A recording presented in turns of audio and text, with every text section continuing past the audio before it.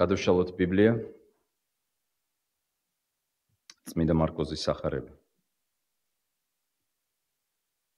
მერვე თავი.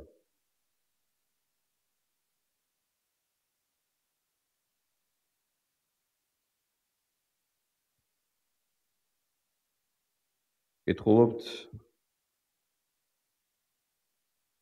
22 მუხლიდან 26-ე მუხლის ჩათვლით. მივიდნენ ბეთსაიდაში და მიუყვანეს ბრმა და ევედრებოდნენ, რომ შეხებოდა მას. და ჩაჰკიდა ბრმას ხელი, გაიყვანა იგი სოფლიდან, თვალებზე დაანერწყვა, დაადო ხელი და კითხა, ხედავ რამეს? მან აიხედა და თქვა, ირგვლივ მოსიარულე ადამიანებს ხედავ ხეებივით. შემდეგ კვლავ დაადო ხელი თვალებზე და მას თვალის ჩინი აღუდგა.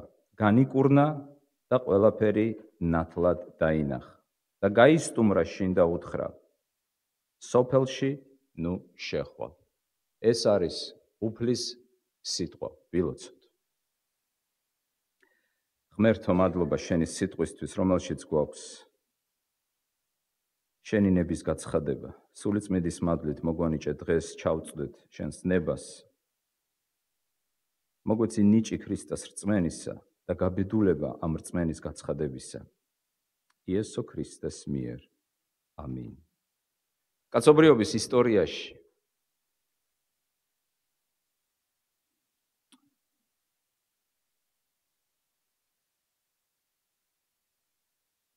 ყველა დროის 100 საუკეთესო წიგნთა შორის საპატიო ადგილი უჭირავს ერთ წიგნს, სახელწოდებით ომი და მშვიდობა.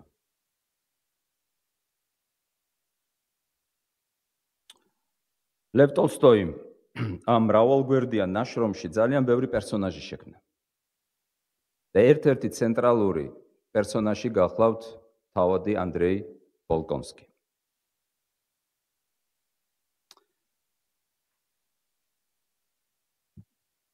მოხდა ისე, რომ თავადი ბრძოლის ველზე დაიჭრა. თავში დაიჭრა, დავარდა, ფეხები მოეკვეთა და ზურგზე დაეცა. ახედა ზეცას. და თქვა შემდეგი სიტყვები. ნება მიბოძეთ, წავიკითხო თავადი ანდრეი ბოლკონსკის სიტყვები.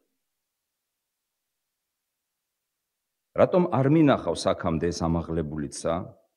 და რა ბედნიერი ვარ, რომ საბოლოოდ ვიცნობ მას. დიახ, ყველაფერი ცარიელია, ყველაფერი ტყუილია ამ უსასრულო ცის გარდა.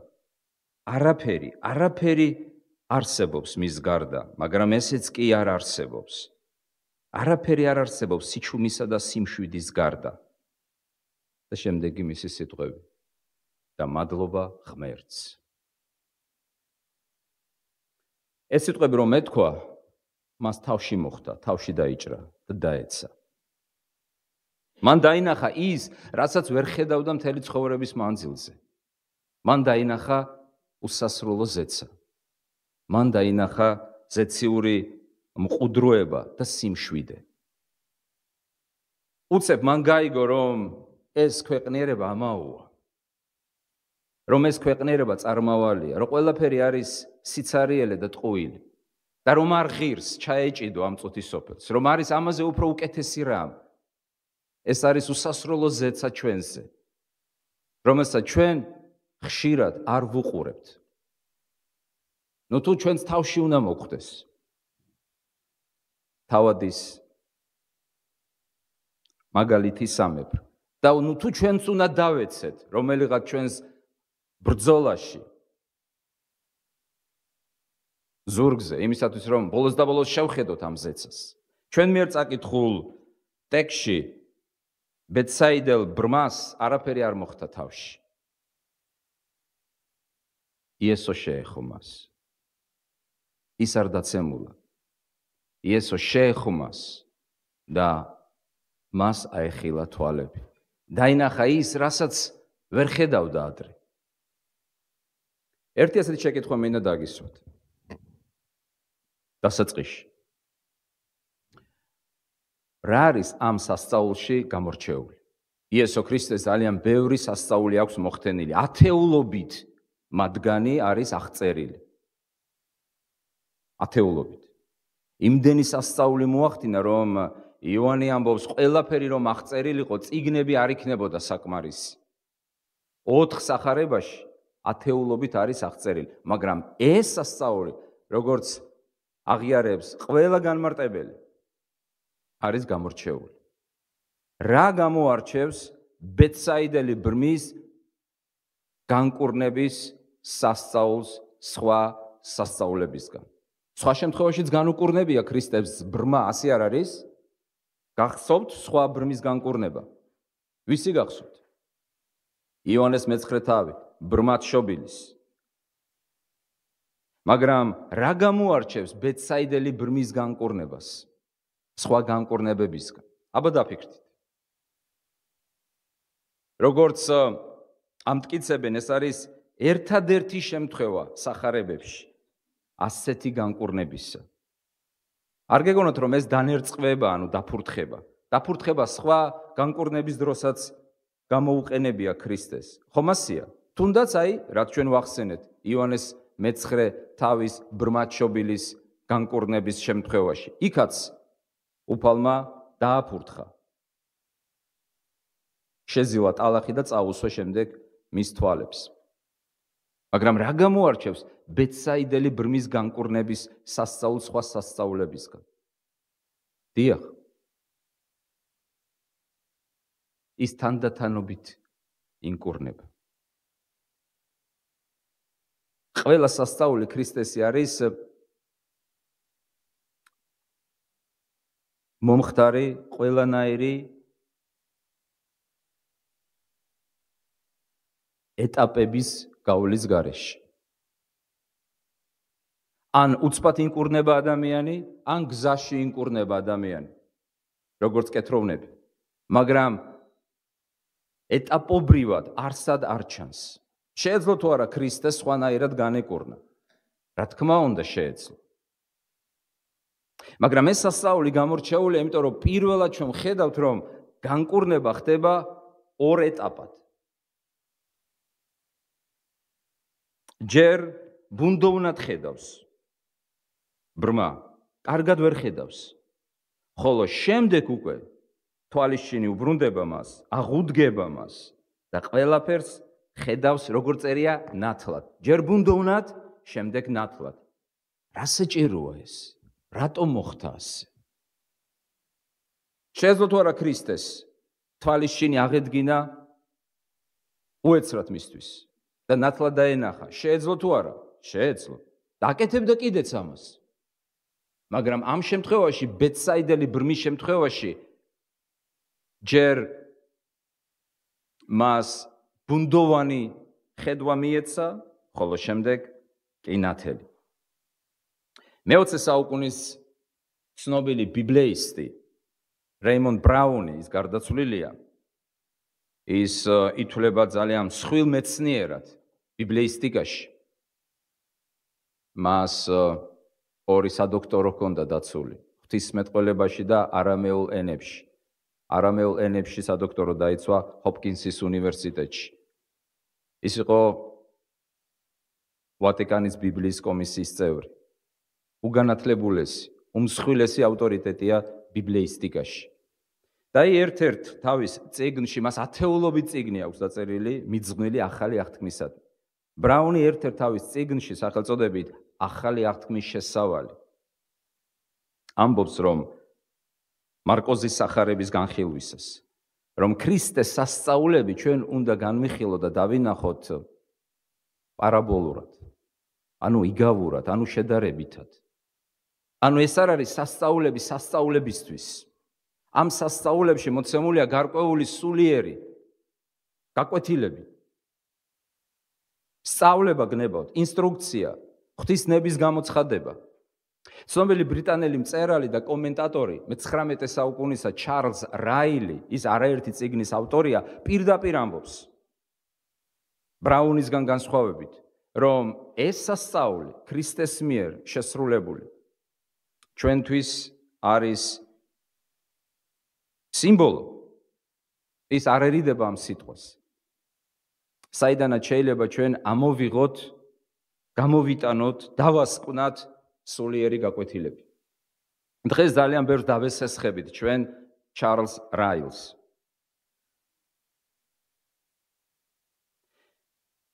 მე ძალიან მინდა დავინახოთ ბეთსაიდელი ბრმის განკურნების ისტორიაში თვალების ახელასთან, თვალების განკურნებასთან დაკავშირებით სამი რამ. პირველი, თვალის შინის დაბრუნება, თვალების განკურნება, მხედველობის დაბრუნება გადარჩენასთან მიმართებაში. მეორე, სულიერ ზრდასთან მიმართებაში და მესამე, მომავალ დიდებასთან მიმართებაში. გადარჩენასთან მიმართებაში, სულიერ ზრდასთან მიმართებაში და მომავალ დიდებასთან მიმართებაში. ეს სასწაული გვასწავლის, რომ თვალები შეიძლება აგვეხილოს არა ერთბაშად, მომენტალურად, არამედ თანდათანობით.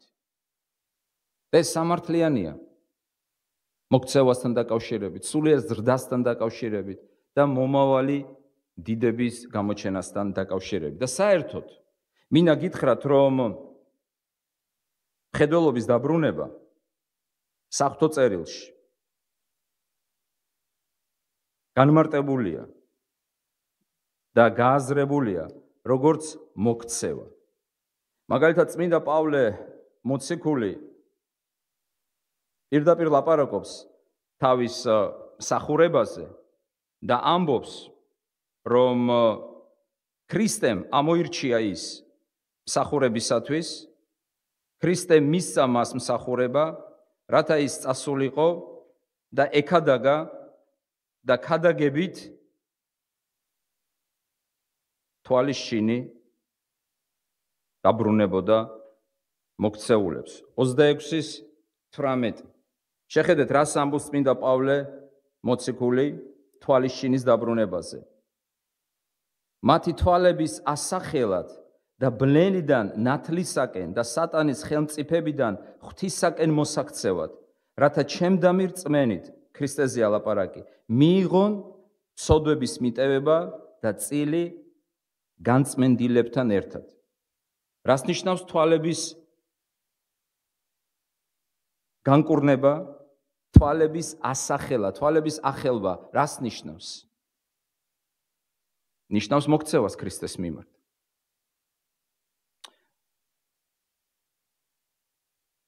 ეს სასწაული გვასწავლის, რომ სულიწმიდა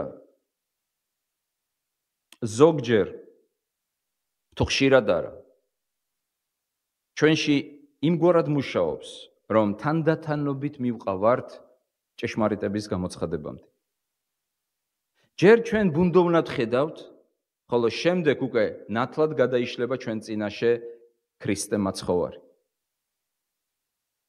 შეგახსენებთ, ამასინ ჩვენ ვარჩევდით კიდევაც ასეთ თემას, რომ გადარჩენასთან მიმართებით, სათასასუფეველთან მიმართებით ადამიანი შეიძლება იყოს შორს, იყოს ახლოს და იყოს პირდაპირ სათასასუფეველში. და რას ნიშნავს ეს, თუ არა თანდათანობით თვალის ან თვალების განკურნებას, მხედველობის აღდგენას. მათი თვალების ასახელად ვარ გამოგზავნილიო, ამბობს წმინდა პავლე მოციქული. ანუ სხვა სიტყვებით რომ ვთქვათ, ქრისტეს მიმართ მოქცევა, ქრისტეს დაჯერება, ცოდვების მიტევება ნიშნავს მხედველობის დაბრუნებას. საქმე გახლავთ ის, რომ ყველა ჩვენგანი დაბადებით ვართ ბრმები. ბრმები. ბრმები.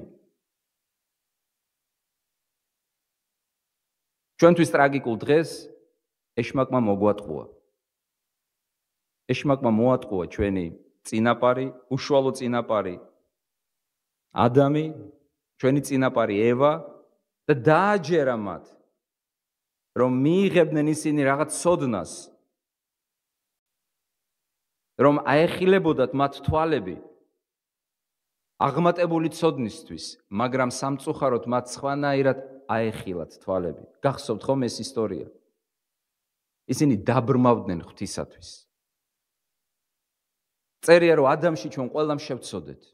არავინ არის მართალი, ყველა მოკლებულია ღვთის დიდებას. არავის აღარ შეუძლია თავისი ძალებით ბუნებრივად შეიმეცნოს ღმერთი, იწამოს ის, გადაირჩინოს საკუთარი თავი. რატომ? იმიტომ რომ ჩვენ დაბადებიდან ვართ ბრმები. და გვესაჭიროება აგვეხილოს თვალები, რათა ვიხილოთ ჭეშმარიტება. მაგრამ შეხედეთ ბეთსაიდელ ბრმას, როგორ კურნავს ქრისტე, თანდათანობით მიყავს ის, ეტაპობრივად მიყავს ის. იმ მდგომარეობამდე, როდესაც მას თვალები აეხილება, რათა დაინახოს ყველაფერი. და ვინ დაინახა ის პირველი ვინ დაინახა მან, როდესაც აეხილა თვალები? ვინ იდგა მის წინაშე? იესო ქრისტე. პირველად მის ცხოვრებაში დაინახა მხსნელი. პირველად მის ცხოვრებაში დაინახა მესია. როდესაც სიმეონმა ხელში აიყვანა ყრმა იესო, რა სიტყვები თქვა? ვიხილე მე შენ მიერი ხსნა. დაინახა რა ჩვილი ქრისტე, სიმეონმა რა სიტყვები თქვა? დავინახე მე ხსნა.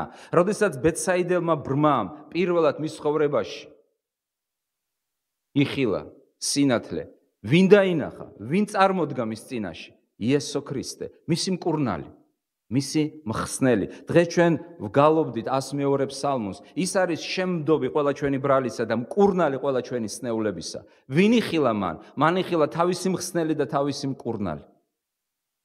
როდესაც აეხილა თვალები. შეხედო ქრისტეს სიმეონის სიტყვებით რომ ვთქვათ, ან სვიმეონის, როგორც გნებავთ, ნიშნავს იხილო გადარჩენა, შენი გადარჩენა.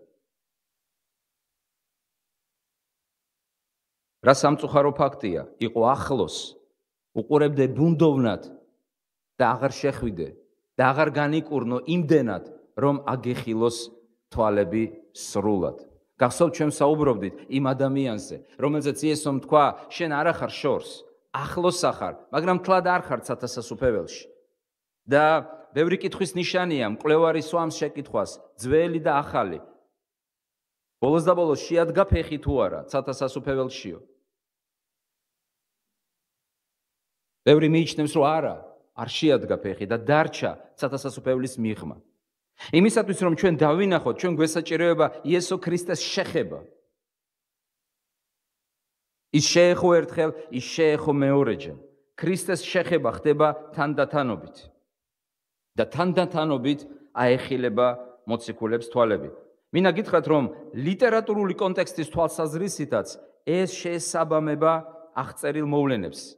შეხედეთ, როდის შემდეგ არის აღწერილი ეს სასწაული. როდესაც მოწაფეები იმყოფებოდნენ ქრისტესთან ერთად და ვერ ხედავდნენ, რომ მათ წინაშე მესია. 22 მუხლის წინ 21 მუხლში ვკითხულობ და უთხრა მათ, როგორ ვერ მიხვდით? მიაქციეთ ყურადღება. სად აქვს მოქცეული მარკოს ბეთსაიდელი ბრმის განკურნება? რა სიტყვების შემდეგ და უთხრა მათ, როგორ ვერ მიხვდით? პრაქტიკულად მარკოზი გადმოგცემს მოციქულების ისტორიას. მოციქულებთან ქრისტე იმყოფებოდა, ახდენდა სასწაულებს, გაამრავლა პური ერთხელ, გაამრავლა პური მეორეჯერ. და მაინც ვერ ხედავდნენ, გესმით, ვერ ხედავდნენ. იესომ უთხრა, როგორ ვერ მიხვდით, როგორ ვერ ხედავთ? და შემდეგ მარკოზი საოცრად აი ამ კომპოზიციაში, ამ ლიტერატურულ კონტექსტში აქცევს ბეთსაიდელი ბრმის განკურნებას, რომელსაც იესო ეხება, ის იწყებს ყურებას, მაგრამ ბრმად უყურებს, შემდეგ ისევ ეხება და ნათლად ხედავს ყველაფერს. და როდის დაინახეს მოციქულებმა და მოწაფეებმა ნათლად ყველაფერი? როდის დარწმუნდნენ? ქრისტეს ჯვარცმისა და აღდგომის შემდეგ. მანამდე ისინი უყურებდნენ, მაგრამ ვერ ხედავდნენ, ბრმად ხედავდნენ. მაშასე, ჩვენ თვალები აგვეხილება ქრისტესთან მისასვლელ გზაზე და შეიძლება ეს ერთბაშად არ მოხდეს, მეგობრებო. თანდათანობით მოხდეს. მაგრამ თუ ჩვენ არ მივეცით საშუალება ქრისტეს რომ შეეხოს, ნახეთ როგორ მორჩილად იდგა ის ქრისტეს წინაშე. მან არც კი იცოდა რას აპირებდა ქრისტე. ქრისტე მოკიდა ხელი და გაიყვანა ბეთსაიდიდან. სხვადასხვის ეს ის ქალაქია, რომელზეც უფალმა თქვა, ვაი შენ ბეთსაიდა. სასწაულები, რომლებიც შენში მოხდა, რომ მოეხთინა ღმერთს ან მომხდარიყო ტვიროსში და სიდონში, დიდი ხანია ისინი მოინანიებდნენ, მაგრამ ვაი შენ, პრაქტიკულად ეს დაწყევლილი ქალაქია და ამ დაწყევლილ ქალაქში ქრისტემ გამოავლინა წყალობა თვისი ბეთსაიდელ ბრმაზე. მან უამრავი სასწაული მოახდინა. აგრეთვე მინდა დავძინო, რომ ეს ქალაქი იყო სამშობლო, პეტრესი, ანდრიასი, ფილიპესი, სამივე მოციქული ბეთსაიდიდან იყვნენ. შეიძლება მათ უშუამდგომლეს ქრისტეს და უთხრეს, ჩვენ ვიცნობთ ამ ბრმას, გთხოვ განკურნე. მაგრამ მოდით ფოკუსირება გავაკეთოთ ჩვენს აზრზე. ჩვენ წინაშე არის თვალების განკურნება, თვალის შინის აღდგენა. ბრმას თვალები აეხილა, მაგრამ არა ერთბაშად, არამედ ეტაპობრივად, ორ ეტაპად.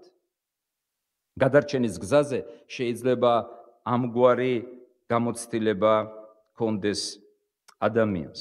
და არა მარტო გადარჩენის გზაზე. მას შემდეგ რაც ჩვენ მოვექეცით ქრისტეს მიმართ და ვიწოდებით ღვთისშვილებად, რა არის ჩვენი მიზანი? აი მოვექეცით, ღმერთმა მოგცა გადარჩენა, დავიჯერეთ ცოდვების მიტევება. და მერე რა ხდება?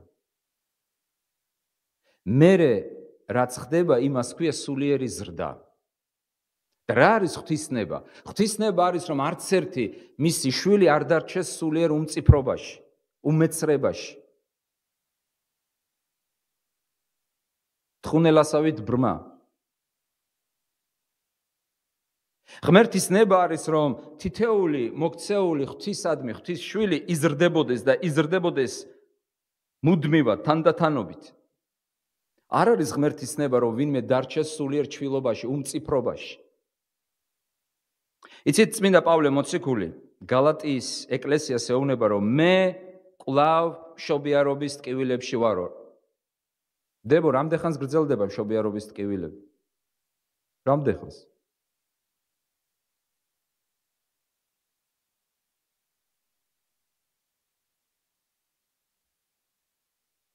ზოგჯერ ჩქარა, ზოგჯერ იწელება. ზოგჯერ უნდა დაიბადოს, მაგრამ ტკივილებია არ იბადება. ჩვენ ხედავთ ამ მეტაფორას. პავლე მოციქული ამბობს, მე კვლავ მშობიარობის ტკივილებში ვარ. იმიტომ რომ მე მსურს გამოისახოს თქვენში, დაიბადოს თქვენში ვინ? იესო ქრისტე. რა არის ღმერთის ნება თითოეული ღვთისშვილისთვის? შესანიშნავად თქვა წმინდა გრიგოლ ნოსელმა. ღმერთის საბოლოო განზრახვა ჩვენთვის, ჩვენდამი არის, რომ ჩვენ დავემსგავსოთ ქრისტეს. ქრისტე არის ის ხატება, ის სურათი, რომელიც უნდა გამოისახოს, დაიხატოს ჩვენს სულში, როგორც ამბობს წმინდა გრიგოლ ნოსელი.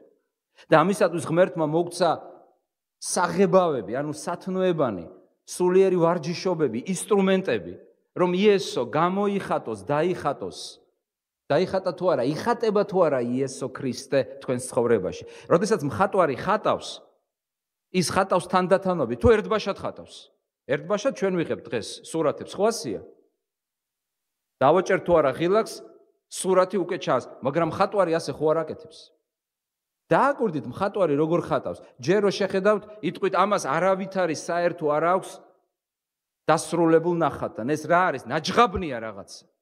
ასე გამოიყურება ხშირად მოქცეული ქრისტიანის ცხოვრება. ვერ გაიგებ ქრისტე სად არის საერთოდ, არ ჩანს, მაგრამ იხატება. მოთფინება. მოთფინება. მოთფინება. მეფის შვილებო. მოთფინება. მაგრამ არ უნდა მივაგდოთ ჩვენი ინსტრუმენტი, არ უნდა მივატოვოთ სულიერი ვარჯიშობები.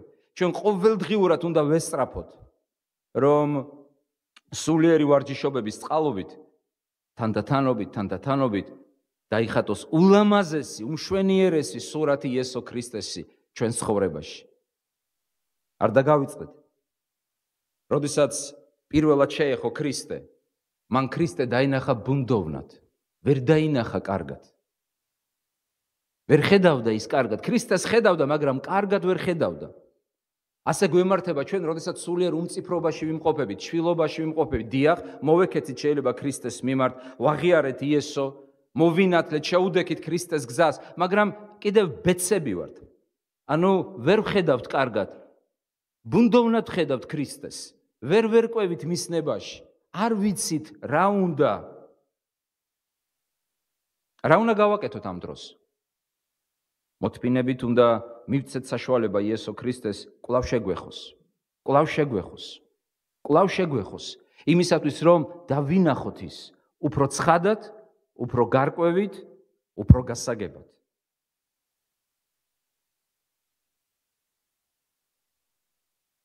როდესაც ჩვენ ვლაპარაკობთ სურათზე, მშობიარობის ტკივილებზე, ამ მეტაფორებში იმალება ერთი უმნიშვნელოვანესი სახარებისეული ჭეშმარიტება.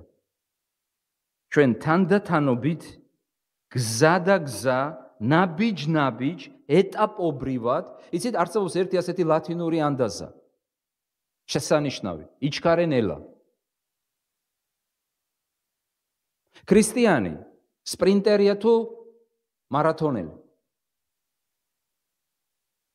გინახავთ თუ არა სპრინტერი ქრისტიანები?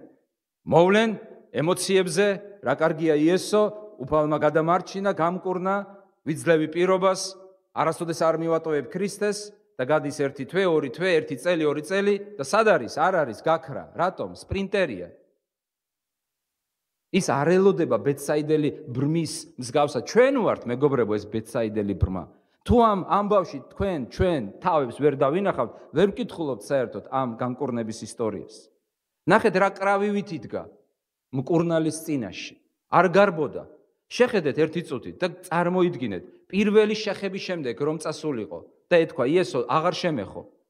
მე ჩემ გზას გაუდგები. მაკმაყოფილებს ასე რომ ვხედავ. არ ვხედავ კარგად, მაგრამ იყოს. ხო ჯობია ვიდრე არ ხედავდე. ჯობია თუ არა? რა თქმა უნდა ჯობია. მაგრამ რა არის მტერი საუკეთესოსი? საუკეთესოს მტერი რა არის? კარგი. ასე არის თუ არა? ქრისტიანი უნდა იყოს მაქსიმალისტი. ან გააკეთე კარგად ყველაფერი, ან საერთოდ ნუ გააკეთებ. იჩქარენელა. მოთმინებით. როგორც მარათონელი. გახსოვთ ხომ? ცნობილი იგავი. კუზე და კურდღელზე. ვინ მივიდა ბოლოს? კურდღელი მივიდა თუ კუ? რომელი იყო უფრო სწრაფი? კურდღელი. მივიდა თუ არა კუ პირველი? მივიდა. რატო? მიზანმიმართული, კონცენტრირებული. მე ყოველთვის მეშინია. როდესაც უყურებ, იმიტომ რომ ჩემს გამოცდილებაში უამრავი მაგალითი დამიგროვდა. როცა ვხედავ, რომ ქრისტიანი რაღაც მომენტში აღტკინებული ხდება. უჩნდება სურვილი ბიბლიის კითხვის, ლოცვის და ჩემში ვფიქრობ, უფალო, სანამდის გასტანს ეს ყველაფერი. სანამდის. არა და ამ ყველაფერმა უნდა გასტანოს მთელი ცხოვრება. ეს უნდა გახდეს ჩვენი ცხოვრების წესი. ამას ქვია დისციპლინა და სულიერი ვარჯიშობა, ამას ქვია ეტაპობრივი განკურნება, ამას ქვია თანდათანობითი დანახვა, ამას ქვია ქრისტეს მორჩილებაში ყოფნა, ამას ქვია იესოს თანდასწრებაში დარჩენა, იმისათვის რომ იესო შეეხოს ჩვენს თვალებს. ჩვენ ყველაფერი ვიცით, ჩვენი თვალები ბოლომდე არის ახელილი გეკითხებით. როდესაც ჩვენ ვკითხულობთ საღვთო წერილს, რა უნდა იყოს ჩვენი ლოცვა? ღმერთო, ამიხილე თვალები, რათა ვიხილო საოცრებანი შენი რჯულისა. არ უნდა იყოს ეს ჩვენი ლოცვა. როდესაც იესო ქრისტე დაემსგავსა ემაოსის გზაზე მოწაფეებს, რა ემართებოდა მათ? როდესაც იესო გამოეცხადა მკვდრეთით აღმდგარი მოციქულებს, რა წერია? რომ გაუხსნა მათ გონება. გაუხსნა, თვალის შინიმისცა, აუხილა თვალები. შეიძლება უყურებდე, მაგრამ ვერ ხედავდე. არის თუ არას? ან ხედავდე, მაგრამ კარგად ვერ ხედავდე. რამდენჯერ ხდება, როცა ჩვენ წინაშე იესო დამახინჯებული სურათით რჩება. კიდევ ერთხელ ვუბრუნდები ამ აზრს. პირველი შეხების შემდეგ, რომ დამთავრებული იყო სასწაული, როგორ იესოს დაინახავდა ეს? ბუნდოვანი იესოს. აი ასეთი ბუნდოვანი იესო მთელი ცხოვრების მანძილზე რჩება ჩვენ ცხოვრებაში. თუ არ მივცემთ საშუალებას ქრისტეს კვლავ შეგვეხოს. და მესამე და ბოლო თვალების განკურნება, თვალების ახელა, თვალისჩინის დაბრუნება, გადარჩენისაკენ მიმავალ გზაზე, გადარჩენაში და აგრეთვე მომავალი დიდებისთვის. მინდა წაგიკითხოთ საოცარი სიტყვები წმინდა პავლე მოციქულისა სიყვარულის ჰიმნიდან. აბა რომელ ადგილს, რომელი წერილიდან, რომელ თავს უწოდებენ სიყვარულის ჰიმნს? აბა ქრისტიანებო. როგორ? 1 კორინთელთა მე-13 თავი. მე-12 მუხში წერია ასეთი სიტყვები. ვინაიდან ახლა ჩვენ ვხედავთ ბუნდოვნად. წერია თუ არა? როგორ ხედავდა ბეცაიდელი? ბუნდოვნად. ახლა, რას ნიშნავს ახლა? ახლა ხორცში ცხოვრებისას ჩვენ ვხედავთ ბუნდოვნად. მაშინ კი, როდის მაშინ? მაშინ კი პირისპირ. ახლა ვიცი მცირეოდენი. ხედავ ხედვა რას ნიშნავს? ცოდნას, გაგებას. ახლა ვიცი მცირეოდენი, ხოლო მაშინ შევიცნობ ისე, როგორც მე ვარ შეცნობილი. რა თქმა უნდა, შეიძლება განმარტო ეს სულიერი მოწიფულობის განმარტებით, მაგრამ არსებობს აგრეთვე სხვანაირი განმარტებაც. თეოდორიტე კვირელი ეკლესიის ერთ-ერთი ბურჯი ამბობს, რომ სააქაო ცხოვრება არის ჩრდილი მომავალი ცხოვრებისა. ჩვენ ახლა ვცხოვრობთ ჩრდილში. თეოდორიტე კვირელი ამბობს, ნათლობისას ჩვენ ვემსგავსებით აღდგომას, ანუ აღდგომის ხატება სრულდება ჩვენშიო, ხოლო აღდგომისას, სხეულებრივი აღდგომისას, ჩვენ ნამდვილად ვიხილავთ აღდგომასო. ამ ცხოვრებაში ჩვენ ხედავთ ჩვენს მომავალ დიდებას ბუნდოვნად. ბევრი რამ იცით ზეცაზე. მე მესმის დღეს ზოგის 60-ში დასეირნობ, ზოგი ჯოჯოხეთში და მე გვიყება ისტორიას, ვიყავი ჯოჯოხეთში, ვიყავი 60-ში და ასე შემდეგ. ნუ დაუჯერებთ. ბევრი მათგანი იტყუება. უბრალოდ შთაბეჭდილების მოხდენა უნდა. ფარსია ეს ყველაფერი. წმინდა პავლე მოციქული, რომელიც ნამდვილად იყო 60-ში, არასოდეს არ ლაპარაკობდა ამის შესახებ. ერთხელ თქვა, ისიც სახარების დაცვისათვის. როგორ გონიათ, არ ქონდა მოსაყოლი. მაგრამ თქვა, მე ვიყავი ატაცებული. დღეს რომ მართლა ვიღაცა იყოს ატაცებული, არ ვიცი. ორტომიან წინგს ჩაწერს. მაგრამ პავლე მოციქული ამის შესახებ საერთოდ არაფერს ლაპარაკობს. რატომ? იმიტომ რომ ჩვენი რწმენა არ უნდა ეფუძნებოდეს, ჯოჯოხეთში ვიყავი, 60-ში ვიყავი, იქ ვიყავი, აქ ვიყავი, არამედ ჩვენ ველოდებით. იმედი აღარა, როდესაც ჩვენ ხედავ. პავლე მოციქული ამბობს, ჩვენ ახლა ამ წუთისოფელში, ამ ჩრდილში, მომავალი ცხოვრების ჩრდილში ვცხოვრობთ. იცით რას ამბობს პავლე მოციქული? თვალს არ უნახავს, ყურს არ სმენია. აზრი არ მოსულა გულში, ისეთი რამ გაუმზადა ღმერთმა თავის მოყვარულებს. პავლე ამბობს, არ შემიძლია ამის გადმოცემა, რაც მე 60-ში ვიხილებ. ან მოვისმინებ. არ შემიძლია. იმიტომ რომ ის დიდება, რაც ჩვენ წინ გველოდება, არის ენით გამოუთქმელი. გონება ჩაუწდომელი. ნამდვილი დიდება. რომელიც არ არის სხეულებრივი, მატერიალური, არამედ მარადიული.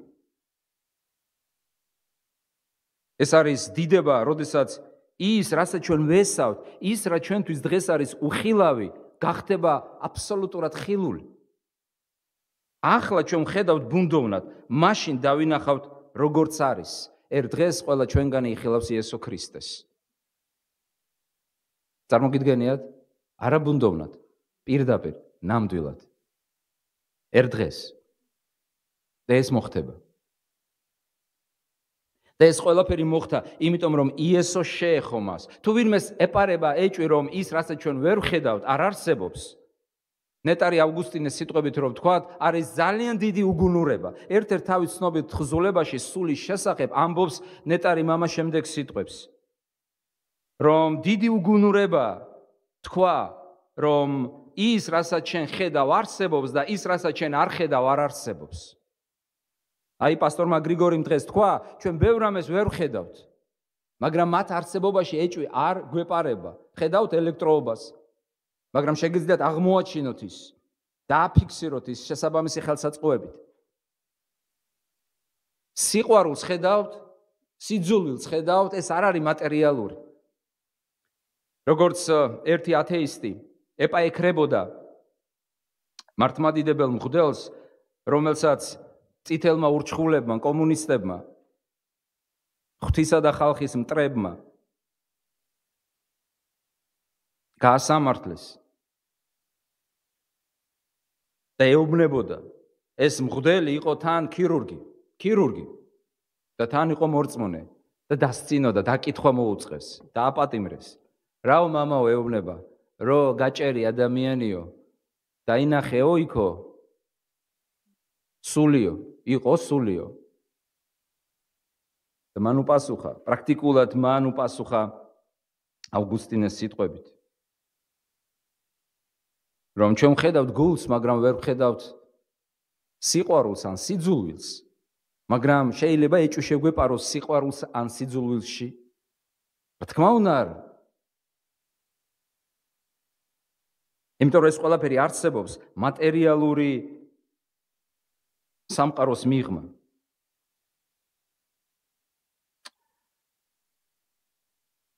ჩვენი დღევანდელი შეკითხვა არის შემდეგი.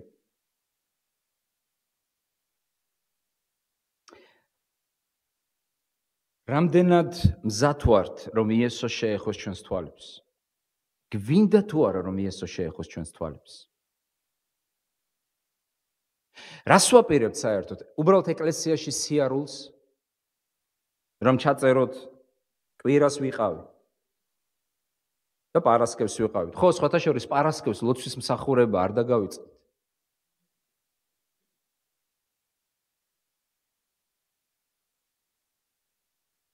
თუ ჩვენ ვაპირებთ ამ ყველაფერში ყოფნას იმისათვის, რომ უფრო მეტად და უფრო მეტად აგვეხილოს თვალები. რატომ გახდა შესაძლებელი ქრისტეს შეხედვით ან შეხებით, უფრო სწორად, თვალები განკურნებულიყო ბეთსაიდელი ბრმისა? იმიტომ რომ იესომ თავის თავზე იტვირთა და განიცადა სიბნელე. ასე ვთქვათ, იესო დაბრმავდა. თქვენი თქმით, არა, იესო არ დაბრმავებულა. პირდაპირ ნიშნულობით არ დაბრმავებულა, მაგრამ შეხედეთ ჯვარს, განა იქ დაბრმავება არ მოხდა? წყდიადი არ ჩამოწვა? რა არის სიბრმავე თუ არა წყდიადი? სიბრმავებში ადამიანი ვერაფერს ვერ ხედავს. იესო როდესაც ჯვარზე ეკიდა, იყო დიდი სიბნელე. ის აღმოჩნდა უკუნით სიბნელეში. რატომ? იმისათვის, რომ დღეს ჩვენ აგვეხილოს თვალები. იმისათვის, რომ დღეს ჩვენ არ ვიყოთ სიბნელეში. იმისათვის, რომ დღეს ჩვენთვის განაცდეს. იესო იყო სიბნელეში. ვერაფერს ვერ ხედავდა. ჯვარზე. და რატომ ადამიანი ჯვარზე ჩამოწვა სიბნელე? და არა სხვა დროს. იცით რატომ? პასუხი ჩვენ წინაშია. იმიტომ რომ მან იტვირთა ჩვენი ცოდვის სიმძიმე. ყველაფერი შავი, ბნელი, წყეული, რაც კი რამ ჩვენ გაგვაჩნდა, მან საკუთარ თავზე აიღო. იმისათვის, რომ მისი ჭრილობებით ჩვენ განკურნებულიყავით. მარადიული წყდიადისგან. მის სახელს გონდეს დიდება. ამინ.